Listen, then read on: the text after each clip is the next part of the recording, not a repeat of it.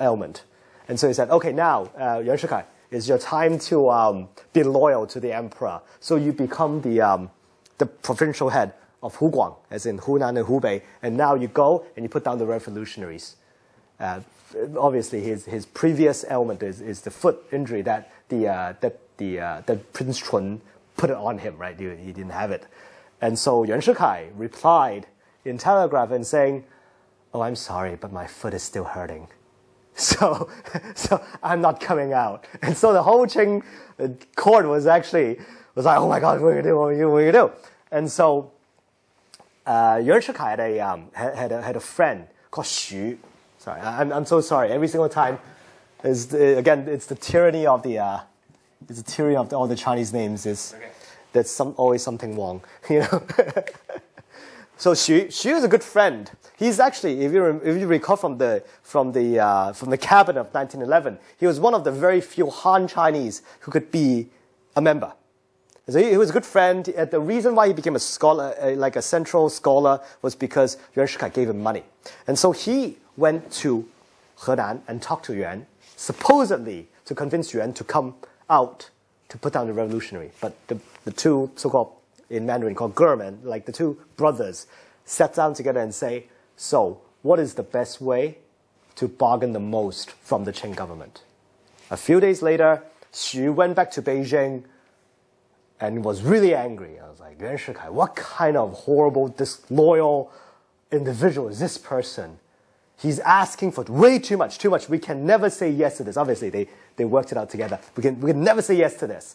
And then the Empress Dowager, because if you remember, Cixi, after she died, Puyi is the emperor.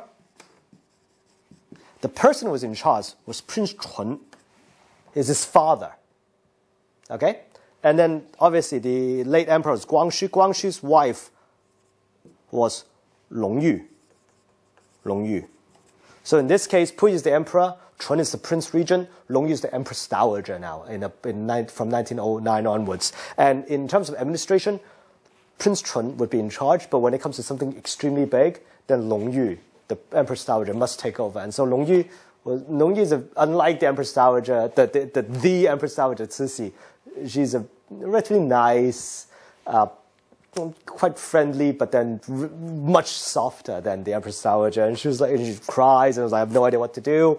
And so what are the demands of Yuan Shikai? And said, like, Yuan Shikai says, we must form a cabinet and we must have a democratically, at least at the terms at the time, democratically elected parliament.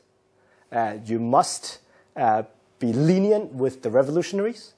You allow political parties to exist, and you must give me full support when I put down the revolutionaries. Longyu was like, okay, I'll give everything to you. Then Yuan Shikai then slowly went to he actually built his own personal rail track to Henan, where it's close to the action, and he started to look at the opportunities of how to put down the revolutionaries. At the time, Yuan Shikai,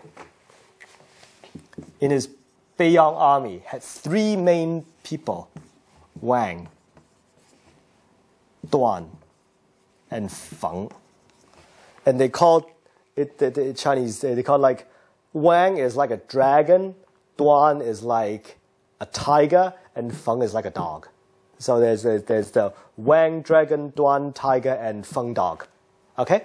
And Feng was actually particularly friendly with the Qing aristocracy, especially with a guy called Liang Bi, who was the only legitimate and actually competent.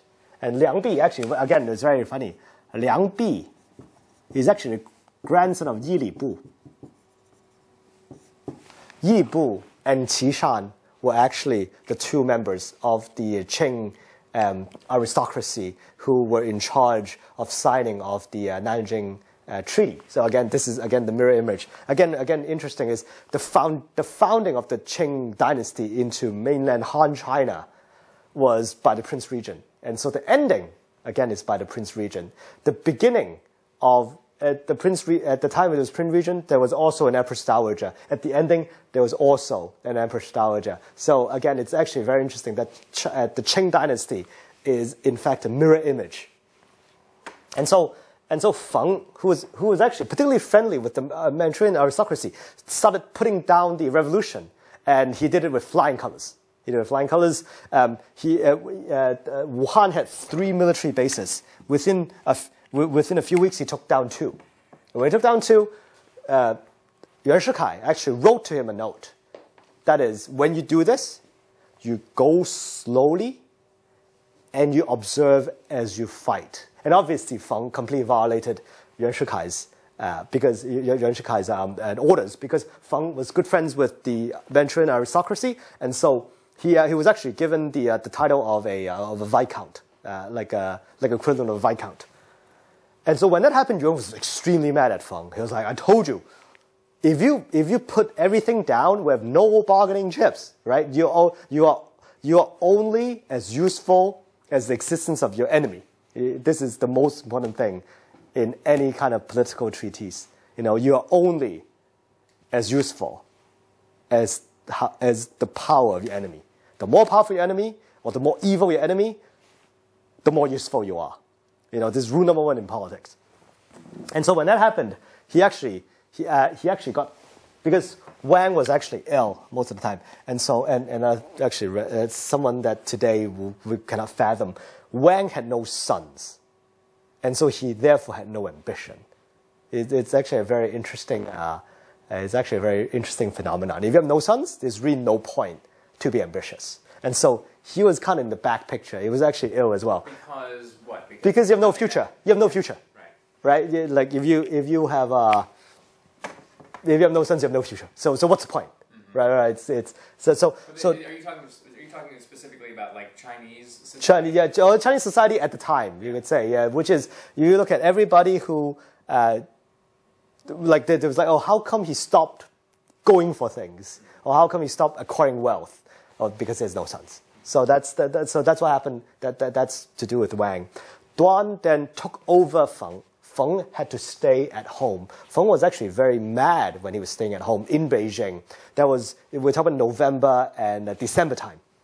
And Yuan was actually kind of scared because Feng was in charge of the Manchurian regiment in charge of Beijing, and Yuan was in Beijing. He was actually hiding in his friend's Prince Qing's home. And so he actually bribed Feng. Yuan's management is actually very interesting. Duan's first wife died, and so he married his goddaughter off to Duan. Feng needed a wife, so Yuan married the family tutor of his kids to Feng. So they're kind of in a pseudo in-law kind of relationship, and that's the way you amalgamate your generals. And so Yuan was like, with his charm and money and everything, told Feng, go and talk to your Manchurian friends, your Manchurian regiment friends in Beijing to disband. And so and Feng did. Feng was like, at this point there's nothing much you can do. Why don't you come with me? I'll make sure that for the rest of your lives I will take care of you. And he honored his word. Feng became one of the warlords in the early Republican age, all the way in the 20s, and he took care of his Manchurian soldiers who were unfortunately pretty useless. So when he went down to from Beijing down to Nanjing, he took them with him.